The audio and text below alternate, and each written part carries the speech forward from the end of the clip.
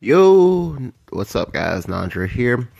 Welcome to another video. So for this video, a lot of people have been asking me, like, posting their, well, a lot of people ask me this all the time, but generally, but the biggest question I get is, well, one of the biggest questions I get, aside from when are you streaming, is, is what do I do now after a nerf patch?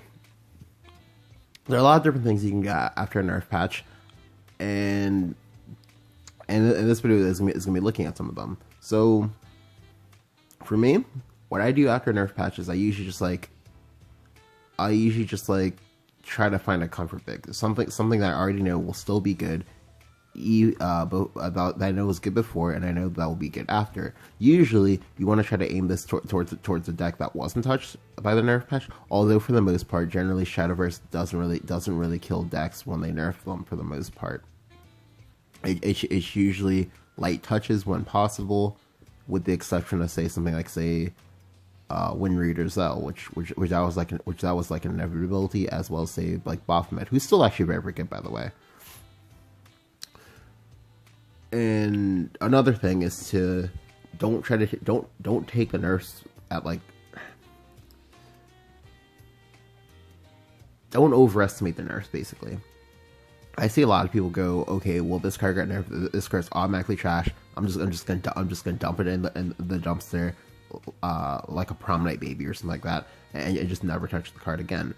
Some examples of this would include Baphomet, Shadow Reaper, Princess Snow White, Ouroboros, and maybe Grimnir, but not quite Grimnir. And to be honest, a lot of times it's not actually that true. Like, the only times where that's true is with stuff like Zell, who's really bad, but he's not even bad. Alright, so he's bad in the sense of, well, for one, his new nerf version is in the same class that has access to Genesis Dragon as well as Dread Sea Queen combos. And then two, the dragon lacks a lot of really good like 6 PP targets that you would like want to evolve. Like, the best targets that we have are Servant of Darkness, who you have to play the Call of Casitas to get, or Angel Crusher, but then you're just playing memes. So I definitely implore you that just, the first week, just go ahead and just play the deck a lot. Just try to get a feel for it, because a lot of times it won't nearly be as weak as you thought. Like, and honestly, like, it's usually absolute statements, like, or absolute conclusions that the deck will be bad, but without testing it, that leads to a greater kind of, I guess, like, shock. When that leads to further the shock and salt value, when in terms of that, oh, the deck is still very, very good. It's just that in your mind you perceived it as slash like decreed it as bad. So naturally, when your mind has to accept that, okay, well, I was wrong, it makes that hard for you to do. Like, it's more of a subconscious thing, actually, and how like our bodies are like made. The other thing that I do is I go ahead and I take a wait and see approach. What that means is that, well, I like to call it a hiring freeze. What that means is that for the first week or 2 weeks, I don't craft anything. Well, I don't craft anything that I know that I'm not willing to make an investment in. Like, so for example, if say Lionhaven becomes a new hotness or something like that, I'm not gonna go out of my way to craft the 3 lions. Like, I'm gonna wait 2 weeks, see if it solidifies, because at the start of a new expansion, at the start of a new expansion, at the start of a new season, a lot of false positives rise up, and people think they're good. They may be good for like 2 or 3 days. People adapt to them. Suddenly the deck just kind of like falls off a cliff. An example of this is an ROB with Aggro Blood. When we got Aggro Blood, then people were crying for it to be nerfed. Just in absolute tears and arms. These cards must be nerfed. Urius too strong, Blood Wolf too strong. All of this just way too strong. Side games, please. And then like the deck existed for like 3 days, and then just like fell off a cliff because people adapted to it, and people got good with dealing with it. Because for the most part, when it comes to aggro decks, which is usually gonna be like what first pops up as like the best deck post nerf, you have to realize that a lot of the win rate is gonna come from from preying on people who are playing greedy as fuck decks. What I mean by that is, yesterday I ran into a guy that was playing. I think it was like Bahamut, Olivia, Aegis, and I think Satan all in the same deck. Like, why? Why are all of those cards all in one deck? Or as another example, I ran into a guy that's playing Satan, Polly, Odin, and then like regular like dragon stuff. Like, don't play all of those cards in the same deck. That's so greedy. Don't do that. Like, but of course, like you'll see people do this anyway, just because like generally when aggro gets nerfed, like you see the greed lords kind of like come out of the woodwork, so to speak. And these aggro decks, they go ahead and prey on them because like, oh, that's a nice looking hand of 10 drops you got there when you're at 5 HP on like turn 3. So that kind of like artificially inflates the win rate.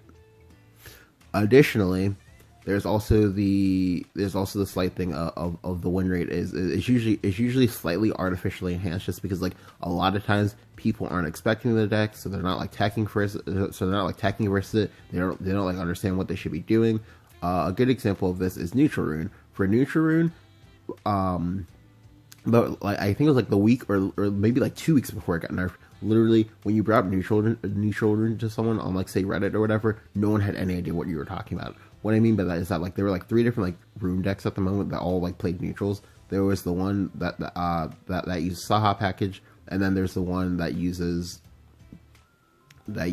like, well, then there's the one that uses like Alice and goes like a lot like lower in curve. Additionally, there was also say ginger neutral rune. Like, that's a lot of different rune decks, right?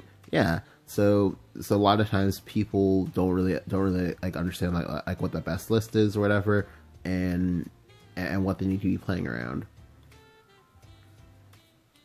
Additionally, if you're taking a wait and see approach like me, and you don't have like a comfort deck you want to make, then the good thing then something that you can do is just surf the interwebs, surf Twitter, and whatnot, like and try to figure out, okay, what are other people doing? So I have a general idea of what's going on. So that way I'm not like lost in the loop when I do come back to playing the game and trying to like climb ladder and whatnot.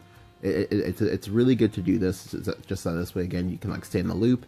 You can be just generally well informed. To be well informed is actually a skill, in the sense that you can make better informed decisions, and that kind of like causes a positive ripple effect for you.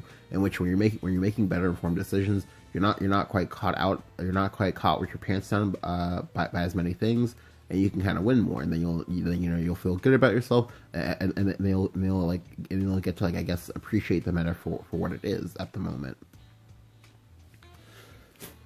Let's see, is there anything else? In particular, for right now, for this particular cycle, what I would do is if you're not trying to compete for top 1K or top 10K or whatever, I would also go ahead and just like enjoy the beauty that is reveal season. You can go ahead and make your predictions on the cards as they start coming out. They should be coming out as early as tomorrow, and just you can go ahead and like laugh when like Reddit gets something completely wrong, such as, and I'll never let this go, I promise you I will never ever let this go, Sybil and ORRR are bad because if you ramp and play Sybil on 5 mana, then it's useless. I will never let that go.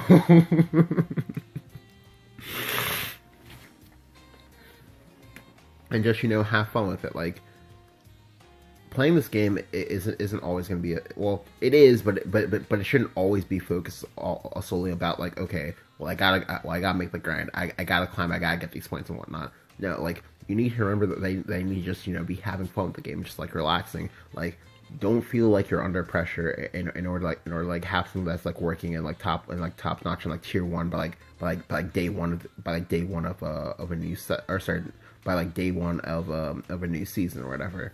You don't need to worry about that. Like legitimately, the only time where I honestly don't think that you need to worry about that until say like the until say like the 20th of a season, because and only in the sense actually gaining points, because like until you get to masters or whatever, you don't need to care about where your placement is at the end of the season, just because it's only a master that they get like rewards based off your placings. But yeah, thank you guys for watching. If you enjoyed this video, go ahead and leave a like and hit that subscribe button if you haven't. I will be making, I think, 2 or 3 more uploads today. And yeah, thank you guys for watching. I'll catch you guys next time. See ya.